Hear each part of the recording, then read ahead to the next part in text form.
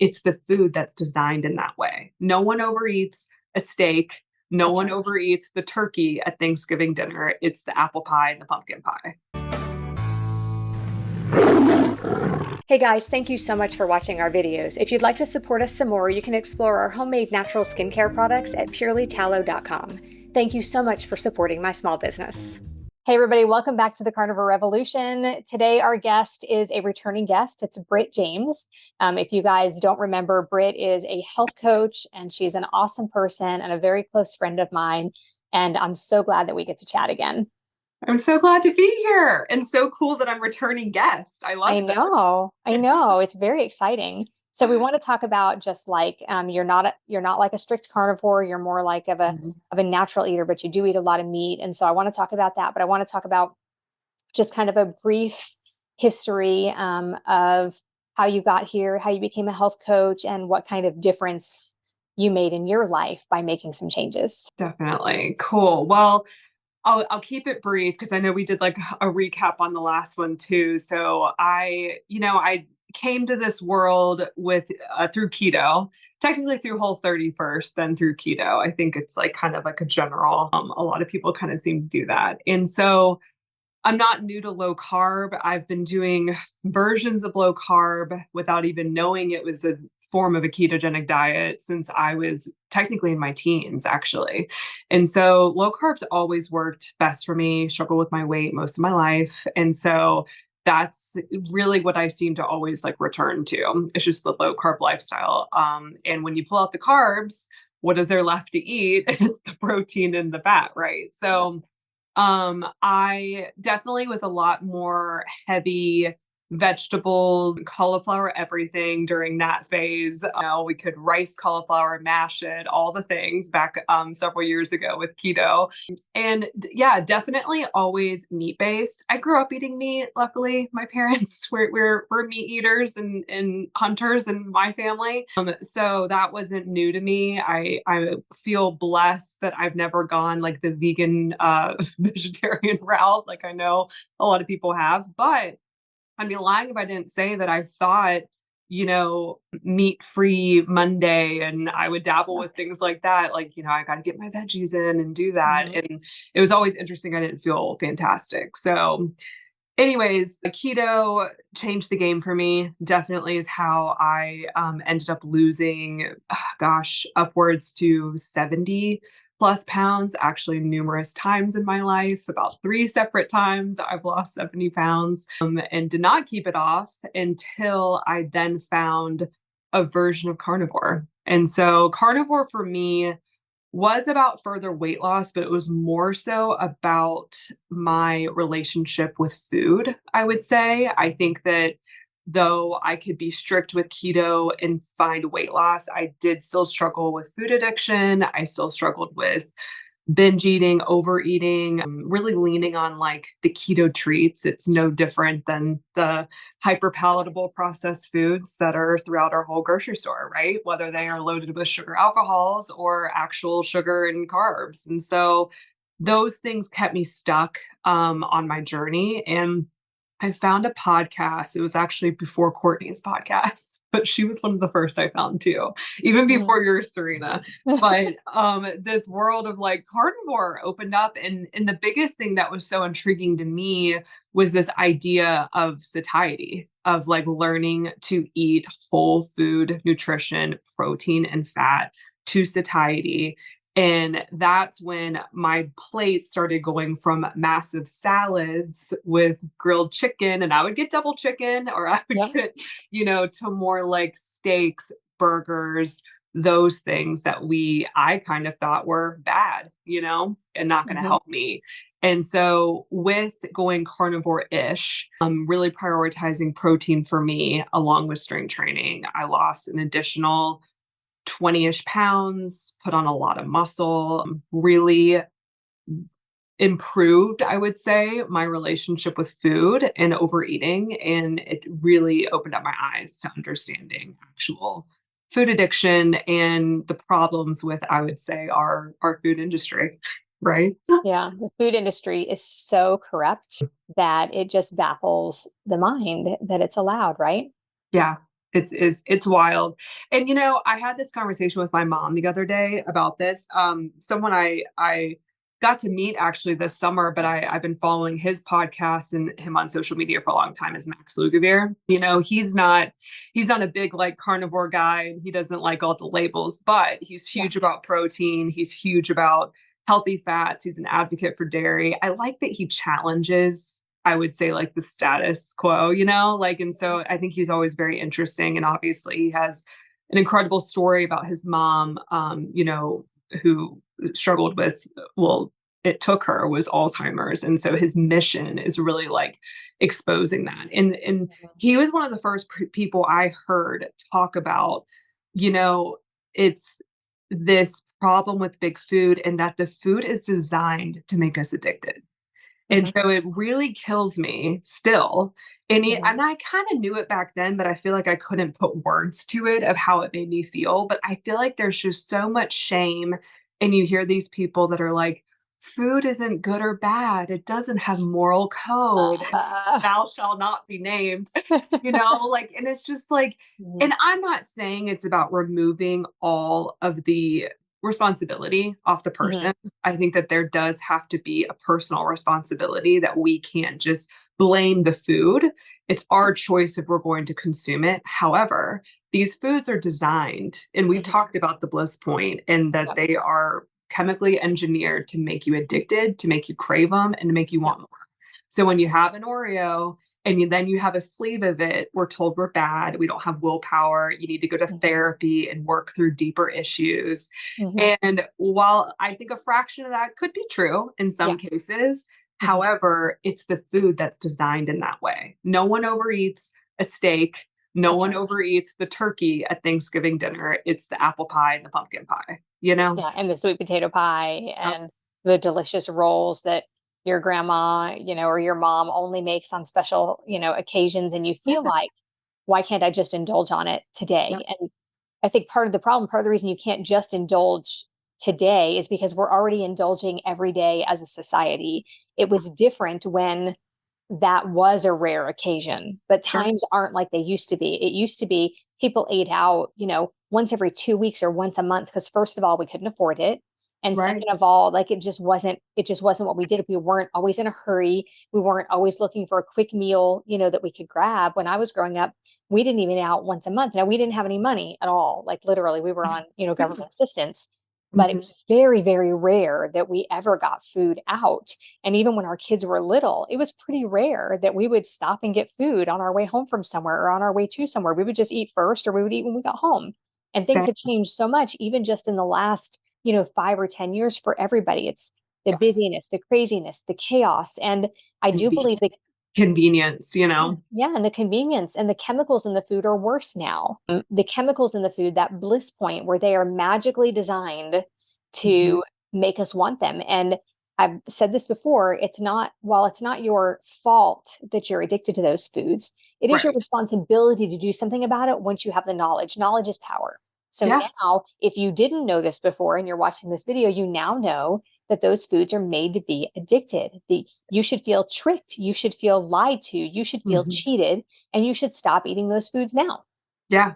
And I think you nailed it. And that was my thing, is finally, when I think he said, so many people have since said it, but that was my light bulb moment when I heard that. And, he's been most famously lately just talking about Max from the Senate when they had the hearing. I was just going to mention that to you. Yes. And he said, if your grocery store has a health food section, what does that make the rest of the store? That's right.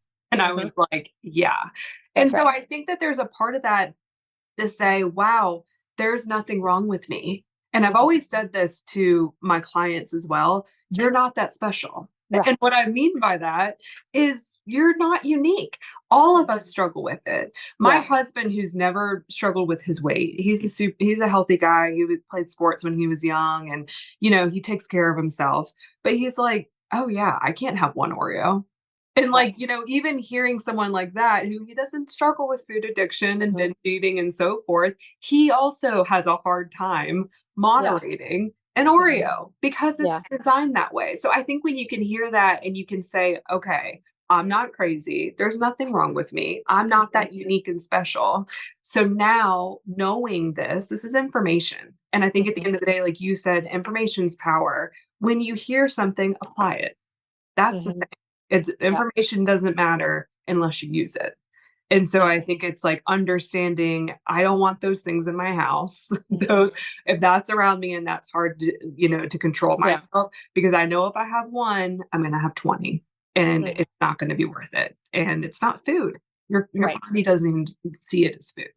Right. So That's right. Which is, and that's why you're still hungry after you eat it. It's because your body doesn't recognize it as food. I can literally eat a whole package of Oreos. I'm going to feel sick, but my body is still going to want like some protein or something. It's almost like there's a different compartment in there, but there's not. We all joke about that, like, oh, dessert's a different compartment. It's not. Yeah. It's just that it's hyper palatable. There's not actually a separate compartment, but it's hyper palatable and it makes you want it. No nutrients. Yeah, no nutrients at all.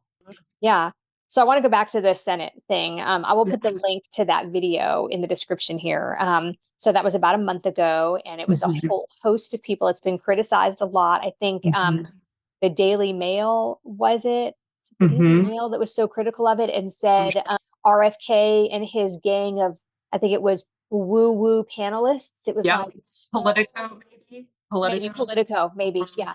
And it was just like, it was so derogatory. It was such a terrible article about this thing where they didn't say anything woo-woo at all. It's basically these artificial flavors, these artificial colors, these preservatives in the food are killing our children. They're making us sick. I mean, you can't call that woo-woo. I mean, that should be just regular, traditional, mainstream advice to stay away from those foods. But and awareness, just like awareness, Yeah. So anybody who would look at that panel of people and say, look at these freaks, look at these crazy people and what they're talking about when it's all about health. And they really did put so much of the focus on saving the children. I cried multiple times. Did you watch the whole thing? I didn't watch the whole thing. I've seen a lot of clips of it, but it's almost 4 hours long. Yeah. Watched the entire, I mostly listened to it, the entire thing. I thought it was amazing. I listened to it live, and some of the things blew me away and some of the things made me cry. I cried at least 3 separate times. And one of the things they said that just is so scary is that our children's children, my children's children, so my grandkids, will not outlive my children. If we continue on the trajectory that we're on, my children will watch my grandkids die of some sort of sickness related to food and metabolism. I mean, that is heartbreaking to me. And some of these things transfer, like the microplastics and some of these like forever chemicals, they transfer from person to person with a pregnancy. So the deal is, if we continue on the trajectory that we're on, where our health has declined so much in the last 50 years, if we can, because there are people out there right now saying, oh, don't say that, that's fear mongering. But if we continue on the trajectory that we're on, the way our health has declined over the last 50 years, if it continues at that same rate of decline, which it is on track to do, those are the consequences. And that is very scary. 70% of American young men are not fit to serve in the military, either mentally. Unbelievable. I know, that's a crazy statistic. That means if we went to war, we don't have an army. We don't have enough healthy people in America to serve in an army. And there are people who say the government shouldn't get involved in our food, the government shouldn't be involved in this, but I disagree. I think that when the country is in the state that it's in because of the corruption in the food and drug industry, the government should step in, and it's the government who's allowed it to happen with the FDA and with the pharmaceutical companies and the big food companies. The government has allowed those things to be intertwined. Right. And it shouldn't be. And my thing about it too, I believe in personal choice. Yeah. I think that everyone has the freedom to choose what they're going to feed themselves and their families. However, everything is covered up. And that to me is the problem. If you know what these ingredients are, what they lead to, ADHD, autism, diabetes, obviously, all the heart disease, everything, hypertension, but truly, like, let's look at autism. Let's look at like ADHD and like these kids being diagnosed at such a young age and showing symptoms at like 2 years old. This should be so concerning to everybody. And I just think like, we have to understand and be given the tools, the information, and what are these ingredients and what are the issues with them and what are they leading to? And then if you still choose to buy that for your family, that's your choice. But we have to know and have the information. And why, my biggest thing is what's so interesting when they show the ingredients of like the trick cereal and like, or whatever, like the General Mills, of what we get in the United States compared to other countries. The irony is, from my opinion, the other countries is also garbage. I Right. don't think anyone should be eating it. It's better, obviously. Yes. They don't have red Yes. 40 dye and high fructose corn syrup and every single thing and all the other dyes and horrific chemicals. So why are we getting that? And also, why are we standing for it? I think we look really stupid that we allow these things. We do. And we allow publications and media to call us woo-woo and to do the fear mongering. And for people that say like, oh, I don't know. I've even heard someone talk about like with that statistic about how 70% of men are unfit to serve. And they're like, what are we going to have a draft? Well, probably. If you pay attention to the world, hate to scare you, but there's some alarming things happening. So, yeah. And the other day I was at the store and I was standing by like where the cigarettes are. I was waiting to check out. And there's a big sign that talks about the Surgeon General's warning about cigarettes, that they cause cancer, addictive substance. It says that above the cigarettes. I would love to walk into a grocery store and have one of those signs that runs like across the entire aisle of like the cereal aisle. I mean, and honestly, we should. No different. It's no different. It's no different at all. And the other thing is, you're talking about, the other countries. The other countries only have 400, like in the UK, for instance, they only have 400 substances that can be added to food that are food-like substances that are like preservatives, artificial colors, and things like that. In the United States, there's more than 10,000. And you know how those foods get approved, those ingredients? They don't. The company themselves gets to decide whether or not that ingredient is safe to put in their food. I mean, that is insane. Because also, and I think people want to say like, well, of course, if you have that company, I think we put too much trust in people. We're like, surely they wouldn't put in an ingredient that has this, that, and the other. But guess what? Everything comes down to money. That's everything. And we have to understand that as people. And that's why you do have to vote with your dollar and what you support. And, goldfish for the kids might be convenient and what they serve at school, but doesn't have to be that case in your household. And understanding, I mean, I hate to hate on goldfish, but, all of it is what it is. The number one lead to cavities, by the way, too. So. Is it really? I didn't know that. That's crazy. Well, they do stick to your teeth. More than even sugar. Yeah, because it's essentially broken down sugar that sticks to your teeth. I learned that. That's crazy. Okay, and on to other events that were shocking. Did you see Vani Hari, the food babe? Did you see her with the petition and all of those people that went to the Kellogg's headquarters? And the Kellogg's headquarters, for that you guys that didn't see it, she got 400 people to sign a virtual petition, and they walked to Kellogg's and asked for a meeting holding these boxes of petition. There were hundreds of people there with kids holding up signs. Stop poisoning our children, stop poisoning our families, stop using those ingredients. And the security guard came out, said there was no one available to talk to them, but somebody inside was holding up a sign to them saying, get off our lawn. And you just wonder, what I would like to think is that the people who work there, especially the executives, but everybody saw all of this. They have seen all of the media attention. And every morning when they pour themselves or their kids a bowl of cereal, I hope they are thinking about whether or not they're poisoning their own children or grandchildren, because they wonder if they themselves eat the cereal. Right. Don't you wonder that? Like, it's so interesting to know that statistic. Yeah. Like who works there and has insight. Yeah. Right. I mean, because the scientists have to know that even if just the people who work there, like paper pushers and stuff like that, even if they don't realize it, which hopefully they do now after seeing these hundreds of people down there in the parking lot begging for Kellogg's to come out and just have a meeting with a few of them, is all they wanted, was for a few of those people to be able to go inside and have a meeting about this. And she's done it before. She did it with Dunkin' Donuts and got them to take some of the artificial colors out of some of the drinks. I know. Is wild. Yes. I want a portion of her energy. I know. And also Callie and Casey Means. Callie and Casey. Well, and I got into food. I'm just going to be honest. I was like, if it's keto, it works for me. I mean, back in the day, we didn't have as much like keto treats and crap like that on the market. So I will say most of my weight loss, I ate a generally clean diet, but I was a lot more into the skincare and those products. And I sold Beauty Counter. Do you remember what Beauty Counter is? I think yes, I do. I think they're coming back.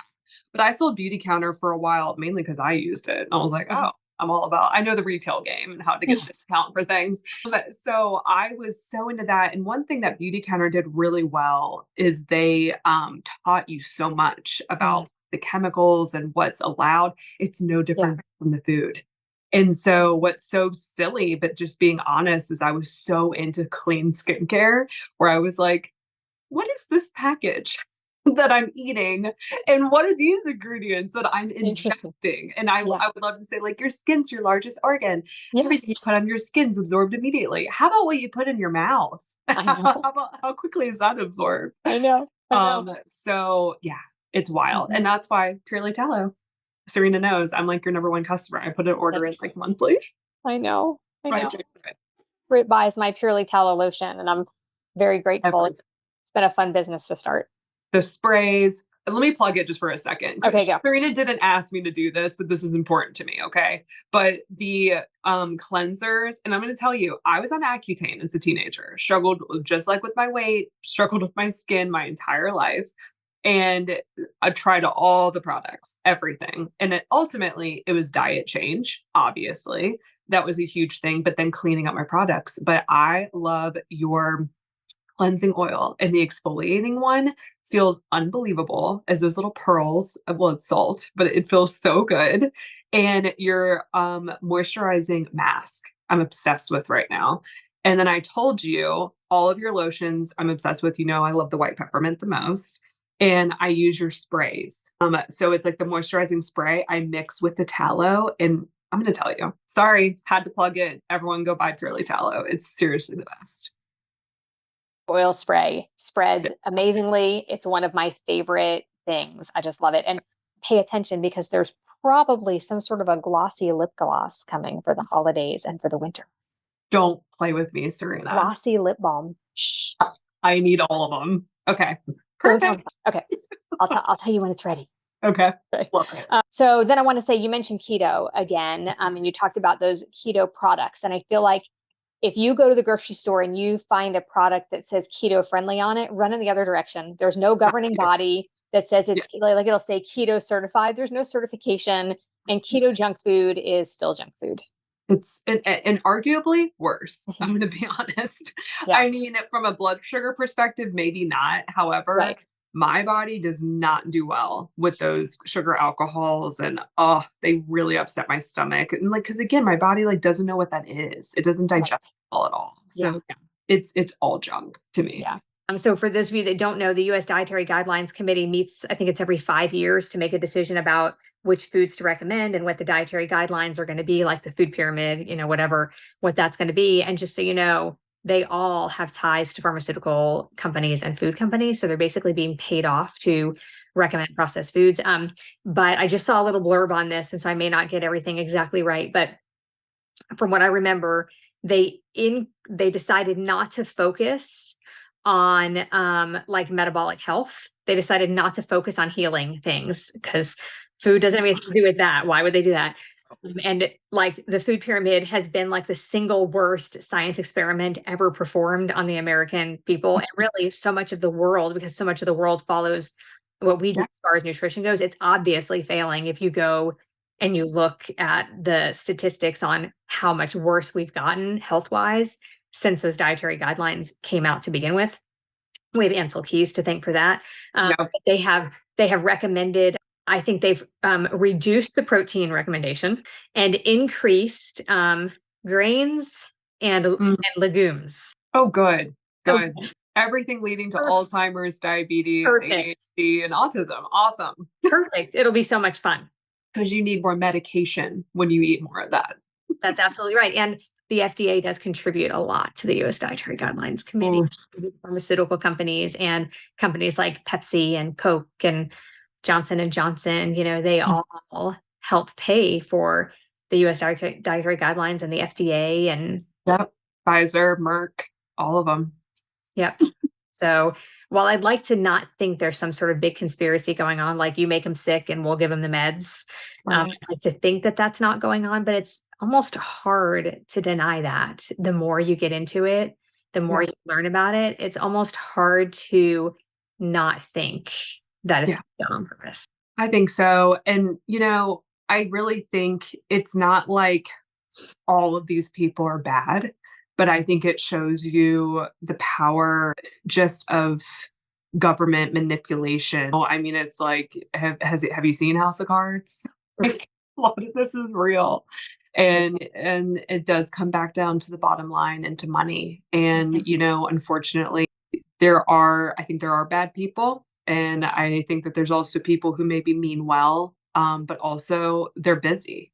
And I've heard a lot of people talk about that too, with even like doctors right now too. It's like, how many really are researching up to date things, because how many have time for that?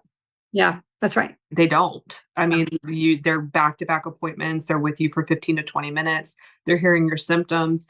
And I really think at the end of the day, they want you to feel better. I Mhm. believe that. I think doctors want you to feel better, but finding root cause is difficult and takes a long time. And for anyone who's had underlying issues or autoimmune, you know that to be true, that, things aren't fixed overnight. And so, and a lot of things go even beyond diet, but diet's a great place to start. And so I just think that that's the difficult part about all of this too, is like, you feel very betrayed, I think, and you're very much like, why are all these evil people? But I don't think they're all evil. But I think Right. the bottom line in with, power and manipulation and money, you have to be smart and you have to advocate for yourself and for your family and for your health at the end of the day and figure it out. Yeah, absolutely. And if you go to the doctor, this is like a cliche thing, but if you go to the doctor and they don't ask you about your lifestyle, your food and your exercise and your stress level, and they just write you a prescription, especially for something that you can't see, like anxiety or stress or depression, that's a sign that you're not at the right doctor. A functional medicine doctor typically will ask you those questions and hopefully try to help you naturally with things. We're not supposed to take medications. That's not normal. It's okay to have a headache and not Mhm. treat it with ibuprofen, whatever people use for headaches. It's okay to have a stomach ache and not take Pepto-Bismol. It's okay to have things wrong and not take a medication for it, but instead to try to figure it out. Like if you have a headache, think, okay, am I super stressed today? Have I eaten enough? Have I eaten things that are nutritious? Have I had enough water today? Like, did I sleep well last night? And if you Yeah. have a headache because a couple of those things are off, you don't have to treat it. Guess what? It's okay to have a headache. Yeah. It's And it's also really empowering to figure out why yeah, you don't feel like constantly there's something wrong with you or you're crazy or like this and that. It's like you can figure out root cause yourself through a lot of things. And then, yes, partnering with a professional and a functional doctor to do further testing is always fantastic. But guess what? A lot of times things are symptom based and you can start to connect the dots and say, wow, when I get really good sleep, when I get outside in nature, when I get off of my screens or I do wear blue blockers, I seem to feel better. yeah, And when I don't do these things and I have cheat meals with my family on the weekends and my sleep is garbage and I'm on my phone late at night, I seem to wake up with a headache and not feel like I can manage life very well. yeah, That's ha- habit change, you know? yeah. That's empowering. Yeah, and it's okay to just deal with the headache for a few hours because you have a headache because of bad choices you made or because you had a bad night or you didn't sleep well or even if it's choices you didn't make, like you just didn't have time to drink enough water or you missed a meal yesterday and your body's rebelling a little bit or, whatever. It's okay to have the headache and not take a toxic medication for it. Now there's a place for modern medicine for sure. But it's Absolutely. also okay to have, like, if you're always medicating yourself, how do you know when there's something like genuinely really wrong? Yeah. People are just so used to taking medication. I don't remember if we talked about this last time we spoke, but have you seen Dopesick with Michael Keaton? You did mention We that to did. We me. did talk about it. Yes. Yeah, Yeah. and you haven't watched it yet. No, I know. I'm terrible. I need to watch it this week. I will. It's so good. It's like it's either 8 or 10 episodes long. Okay. I think it's a Hulu production, so it's on Hulu. If you have to pay for it, totally pay for it. It's totally worth it. It's about the drug addiction, the opioid addiction in the area where I live in, not far from where you Yes. live. Some of it was where you are too, and Kentucky, Yeah. Virginia, North Carolina, like the coal miners is originally where it started. But the epidemic, the addiction got so bad that there was a school, I think in Kentucky, they had Uh-huh. to close down the school because there weren't enough students to attend it because everybody was so addicted to Yeah, that was in these drugs, Kentucky. to these painkillers. Now, granted, there are Mhm. times where you need an actual painkiller, but my point and the point behind it is the company that owned it, the Sackler family that owned this opioid, this drug, and they cheated on the label so that it wouldn't get a black label, so it wouldn't be labeled as addictive. And it was super addictive and even more addictive because people didn't think it was addictive. It just is a heartbreaking thing. And there were times I was pacing in the living room, I was yelling at the television, I was crying. And it reminds me of the food industry. I feel like it's the same thing. Like those pharmaceutical reps were having parties when they were selling more of these drugs, like Mhm. totally discounting the fact that they're selling more of these drugs because they're addictive and because people are in so much pain.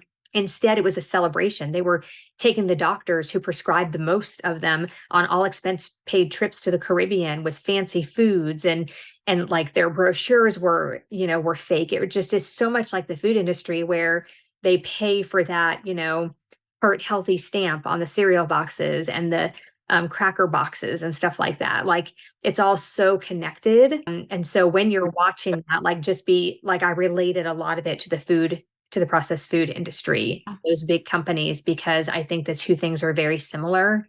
And instead of wanting to clean up their products to help us get better from some of these sicknesses we're suffering from, they want to brush it under the rug and cover up the ingredients and call them things that we don't recognize instead of helping us to not be addicted to their products anymore. They want us addicted because they sell more. But you'd think somewhere along the way there'd be somebody way up high with a conscience that would say, let's just fix the ingredients. Maybe we'll get more customers. That's the thing. Maybe they'll get more customers. I know. And I think sadly, I don't know. I feel like my mom would even agree and tell you this, but yeah, I know you and I are on the same page when it comes to having a moral code. And I think this country is falling further and further away from that, if It I'm is. being completely honest, which is concerning because that's what a lot of this does come down to, which is really sad. But also, I think it's important to recognize it and to speak out against it. And it's okay to be the parent that brings healthy apple slices or berries, Right. to the soccer practice. It's like it has to start somewhere. I love being labeled the weirdo health person in Yeah. my group of friends or around people that I know or at work. I wear that title like a Yeah. badge of honor. I am. I've always been the crunchy mom in every Yeah, circle that we've been in for the last yeah. 24 years. My oldest is 24. I've always been the crunchy mom. And you know what? Yes, you are. And guess what? You're thriving, and so are your girls and your kids, and what they've learned from you, and like my mom and my parents are the same way. My mom started keto at the same time I did. She's also now carnivore-ish. She's Nice. reversed osteoporosis. She looks unbelievable in her 60s. She's so healthy and so vibrant and so full of life. And it's how she takes care of herself. And so I always say at the end of the day, I think it's really difficult when you feel like you're starting out maybe like a weight loss journey or you're getting into this lifestyle for that reason and you feel like you don't look the part. And I can relate to that. I used to have a lot of insecurities when I was 90 pounds overweight and I would go to a lunch with my friends and everyone was ordering salads and I wanted the bunless burger and knew that that was better for me. And it can be hard to make decisions like that, but I really believe that being the example is louder than giving the opinion. So keep walking this out, keep improving your own health and making those decisions for you and your family. And I promise you, it ripples to other people. Other people catch on and then they're curious. They want to know what you're doing. You seem to have energy. You've lost weight. Your skin looks better. You seem happier. Like these things are real. And it starts with how you take care of yourself and questioning everything. And that nutrition component is the basis, in my opinion. Yeah, I agree. So if you guys have ever wondered what it's like to be on a voice text message group with Courtney and Britt and I, this is a lot what it sounds like. And the message sometimes 15 or 20 minutes long. So a personal podcast that we get to listen to all day long. Okay. Britt, this was awesome. Tell people where they can find you.